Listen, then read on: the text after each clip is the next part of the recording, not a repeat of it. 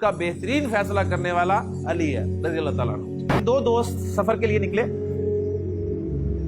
اور انہوں نے زیادہ راہ لیا، کھانے پینے کا سامان یعنی ان کے پاس تھا۔ سفر شروع کیا، اس دور کی بات ہے، پرانے زمانے کی۔ سفر کرتے کرتے جب وہ تھک گئے تو انہوں نے سوچا کہ اب تھوڑی دیر آرام کر لیا جائے، اور بھوک بھی لگی تھی تو کھانا کھا لیا جائے۔ سایہ انہوں نے دیکھا اور بیٹھ گئے اور اپنا کھانا کھولا۔ ابھی وہ شروع کرنے ہی لگے تھے تو انہوں نے دیکھا کہ ایک شخص جو ہے وہ ان کی طرف آ رہا ہے۔ وہ شخص جب ان کے پاس آیا، اس نے سلام کیا تو پتہ چلا کہ مسلمان ہے۔ انہوں نے اسے بھی کھانے کی دعوت دی، وہ ان کے ساتھ کھانے میں شریک ہو گیا۔ ان دونوں دوستوں نے اپنا اپنا کھانا کھولا۔ جب کھانا کھولا تو ایک شخص کے کھانے سے 5 روٹیاں نکلی اور ایک شخص کے کھانے سے 3 روٹیاں نکلی۔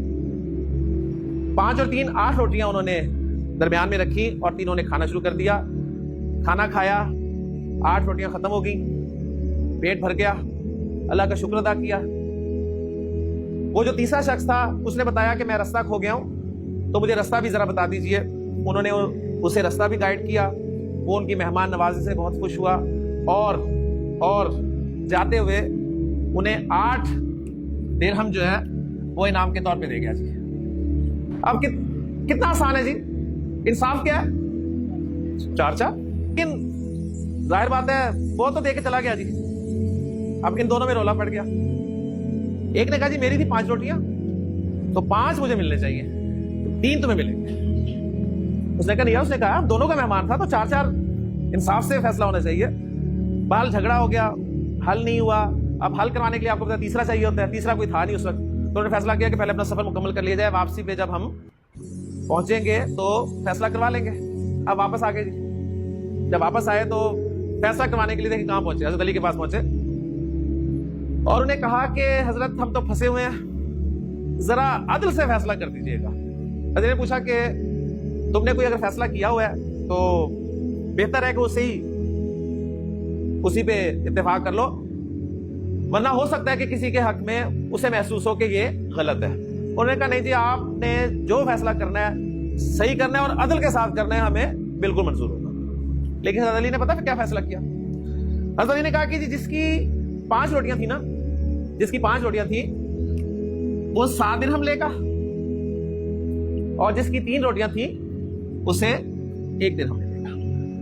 یہ حضرت علی کا فیصلہ۔ نبی صلی اللہ علیہ وسلم نے فرمایا وَأَقْضَاهُمْ علی، میری امت کا بہترین فیصلہ کرنے والا علی۔ اب وہ ہوش ہی اڑ گئے جی۔